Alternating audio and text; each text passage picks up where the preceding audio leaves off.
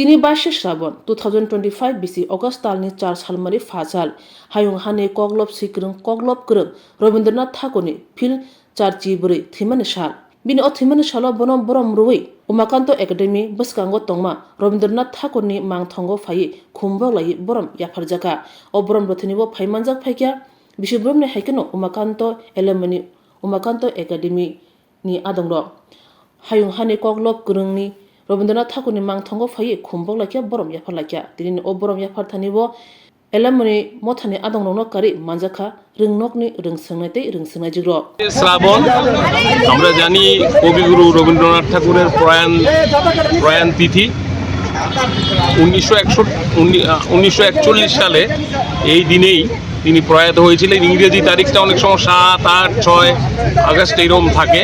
আমরা প্রতি বছর 22শে শ্রাবণ আমরা এখানে কবিগুরুর যে মূর্তি আমরা স্থাপনা করেছি উমাকান্ত একাডেমি অ্যালামনি থেকে, এই মূর্তির পাদদেশে প্রতি বছর আমরা পুষ্প নিবেদন করি। এবছরও করলাম।